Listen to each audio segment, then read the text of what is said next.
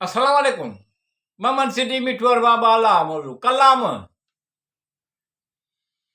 वाकई खूब चयो आहे। ख़ुशबू हिकु नरम एहसास पैदा कंदी आहे, परे परे ताईं पखिड़िबी आहे।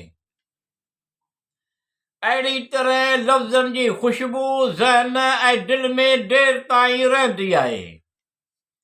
वाकई खूब चयो आहे।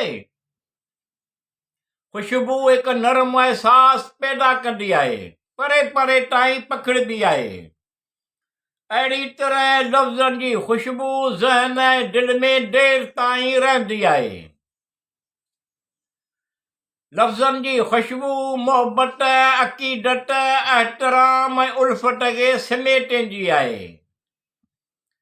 लफ़्ज़नि जी ख़ुशबू मोहबत, अक़ीदत, एहतराम ऐं उल्फत खे समेटींदी आहे। ग़मनि खे घटि कंदी आहे ऐं ख़ुशियुनि खे वधाईंदी आहे। वाकई खूब चयो आहे। ख़ुशबू हिकु नरम एहसास पैदा कंदी आहे, परे परे ताईं पखिड़िबी आहे। अहिड़ी तरह लफ़्ज़नि जी ख़ुशबू ज़हन ऐं दिलि में देर ताईं रहंदी आहे। हीअ ख़ुशबू हर शख़्स जे लाइ मुख़्तलिफ़ हूंदी आहे, छो त हीअ ख़ुशबू हर शख़्स जे लाइ मुख़्तलिफ़ हूंदी आहे, छो त हर कोई पंहिंजे तजुर्बात ऐं एहसासात जे बुनियाद ते उनखे महसूस कंदो आहे। वाकई खूब चयो आहे। ख़ुशबू हिकु नरम एहसास पैदा कंदी आहे, परे परे ताईं पखिड़िबी आहे।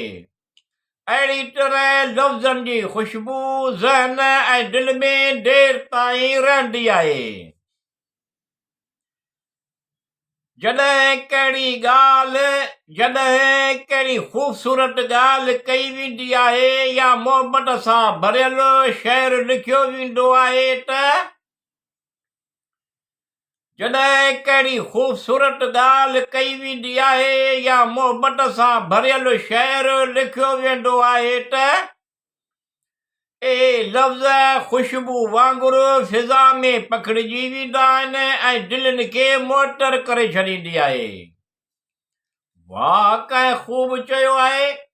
ख़ुशबू हिकु नरम एहसास पैदा कंदी आहे, परे परे ताईं पखिड़िबी आहे। अहिड़ी तरह लफ़्ज़नि जी ख़ुशबू ज़हन ऐं दिलि में देर ताईं रहंदी आहे। प्यार हिकु गुल आहे, उन गुल जी ख़ुशबू तूं आहीं।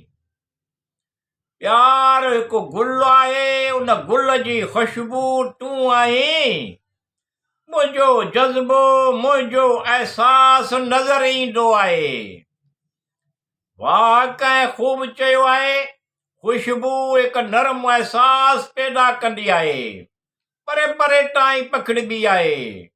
अहिड़ी तरह लफ़्ज़नि जी ख़ुशबू ज़हन ऐं दिलि में देर ताईं रहंदी आहे। हर ॻाल्हि में टिड़ण आहे जज़्बात जी ख़ुशबू, यादि अचे थी घणी पहिरीं मुलाक़ात जी ख़ुशबू।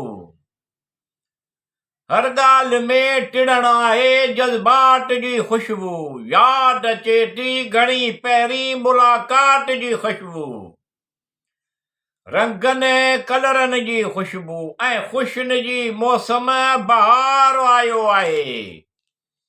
वाकई खूब चयो आहे।